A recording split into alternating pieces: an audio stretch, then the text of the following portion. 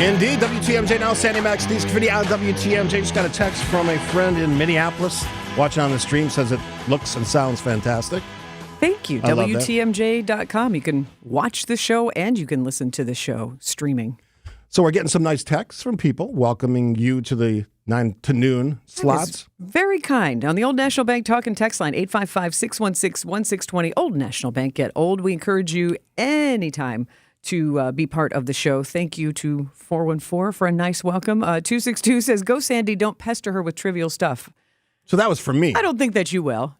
And Ryan in West Bend looking forward to something new. So we have some regular features that you have come to know and love, especially the Friday Political Power Hour, which I'm very excited that we are going to continue on WTMJ now. Bill McCosh and Joseph Pecky, 9 o'clock every Friday.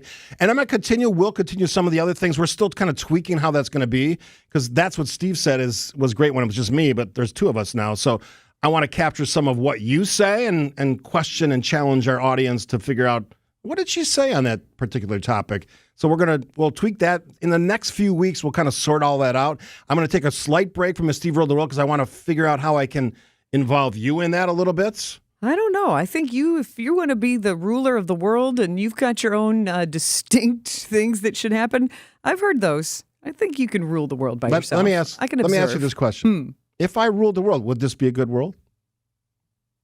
I would say yes. The answer is yes, Sandy. Yeah, I would. Yeah, that's not a hard one. I know you're leading me there, but this is one of the things that I have thoroughly enjoyed, because I've been a WTMJ fan before I worked here, and it's been a go-to resource for me for what's happening in our state. Get a sense check of what people are talking about and stay up to date on the news. So I've listened for quite some time, and I really appreciate your approach to bringing different perspectives. And that's why I bring up the Political Power Hour, is we all don't have to agree on every single Emma. I don't agree with my boyfriend. I don't agree with my mom on everything. So that's natural human behavior. But how you deal with those differences and how you open your mind to those differences is how we can all get along better, or at least create a better understanding. If you don't want to be my best friend, that's fine. But at least let's understand each other and not shout bumper stickers at each other and just isolate each other because, oh, you said one thing once that I really didn't like, and I'm going to just ostracize you. So I feel that you bring that to the conversation on the air. And I really appreciate that. I think that's something that I pride myself on, and I've talked about this before. There was a uniqueness to being, I think, the first person in this market to do it, to show that there are two sides, to listen to the, I'm not saying I don't have an opinion. I have a strong opinion on a lot of things, but to hear the voices of, on one side, Tammy Baldwin, the other side, Ron Johnson, Governor Evers, former Governor Walker. It's important to see their perspective on many of the issues that all impact all of us, and that will continue going forward. Now, I want to spend some time in this hour learning about Sandy Maxx. So I kind of know the story because I've been with you a lot figuring all this stuff out over the last few months. But for folks who don't know, it's like, who's the Sandy Maxx lady that's in the studio with Steve today? Start at the beginning and kind of work through it. Well, I grew up in Louisville, Kentucky, and I came to Milwaukee because I attended Marquette University.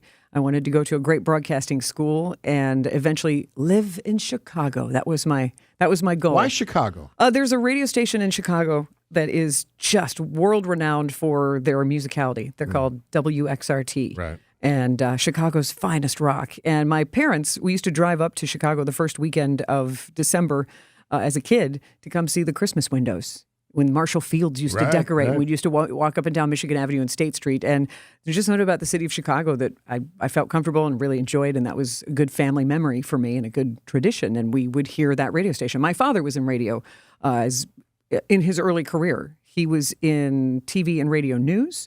And he actually was in music radio in the 60s in so you're Michigan a legacy as a hire. kid. I don't know if I'm a legacy hire, but... Nepo baby. No. Unfortunately, he passed away in 2015, so he could not grease any wheels for me here whatsoever. But I think spiritually and the universe-wise, he's up there rooting for me. We made this big announcement on Friday, which would have been his birthday. But he was very proud of me being able to make my way in radio and also in television at PBS, at Milwaukee PBS. That's another way that you may recognize my face or voice. I've hosted an Emmy Award-winning show there called The Arts Page for the past 10 seasons. Do you have an Emmy on a shelf at your home? I do. That's wild. I will bring it in if it's... I'd love to see one. I've never touched one. Of interest. Yeah, it's one of those things. It's always an honor to be nominated, and I always mean it. But, man, to get one for the work that you do. And the Emmy that I have the statuette is for Stitching History from the Holocaust. And it was a feature that we did on the arts page about a collaboration with the Jewish Museum Milwaukee and the Milwaukee Repertory Theater and the costume department, because letters were found in an attic in Bayview from family members who were trying to escape in Germany. It wasn't Germany. It was like Yugoslavia, but one of the neighboring Europe, and they had written trying to get here because Americans could try and get family members out. And the woman of the couple, Hedy Sternad, was a fashion designer. And they discovered in this attic in Bayview these fashion designs. I remember that story because I was like, wow, that's amazing. And it was a suggestion by people who would attend Jewish Museum Milwaukee. They were like, why don't you recreate these outfits? Yes. These are so cool. So the Milwaukee Repertory Costume Department is world class. We are so lucky to have the rep here. All the people behind the scenes could be in New York. They're that talented, but they choose to be here. So I can't say enough about, if you've seen A Christmas Carol once, you know what I'm talking about, the set design, the costumes. So the costume department did tons of research, even using the fabrics that would have been around in the 40s to create these costumes, these fashion design, these dresses, and then they put them on display at Jewish Museum Milwaukee. And now that's a traveling exhibition to teach people about the Holocaust.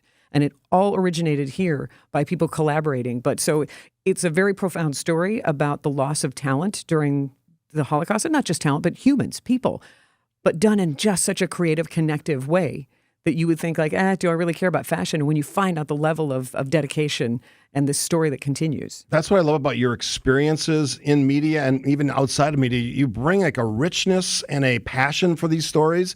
I could tell just listening to you and watching you talk about that story.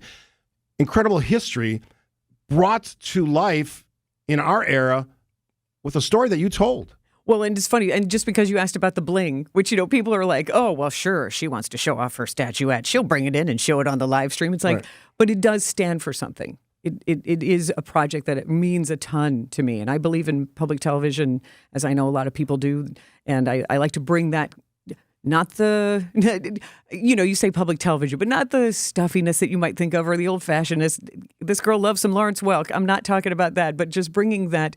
I challenge you to watch 2 minutes of public television about anything, whether it's butterflies or rocket science, and go, I'm not interested. Within 2 minutes, you're watching that. I love PBS. You're curious. Yeah. So, especially local PBS. They do such great work. I'd like to bring that dynamic to WTMJ Now, where if we just said we're going to talk about Sandy and people went, not so interested, or we're going to talk about finances or whatever, I'd like people to give us 2 minutes, and I hope that we will draw you in. Yeah, and we're not going to giving you information. We're not going to do this every day. This is like the first day. It's not going to be the Sandy Show every day. Yeah, so we're going to. And as a matter of fact, today we have a Summerfest story because I'm fascinated. It's our show poll today. You can find it on our Twitter account at 620 WTMJ or on my page at WTMJ Steve. Give me a follow if you could about what people think of the 3-weekend format. Mm-hmm. I think that's a local story, and I can tell you right now, most people don't like the 3-weekend format, at least judging by the polling.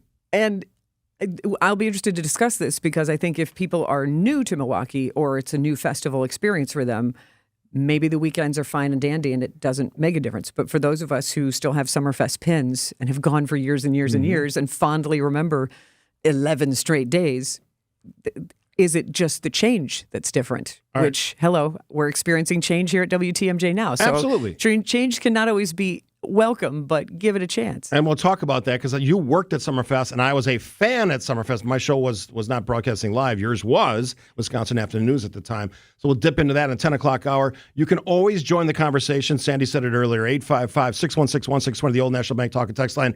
All right, I want to continue the conversation about you. You've done a lot of radio work, FM, AM, of course, with Wisconsin Afternoon News with John McCure and Greg. We'll talk a little bit about that, how that leads into our newest adventure. You're listening, of course, to WTMJ Now, of course, on WTMJ. More of WTMJ Now after this.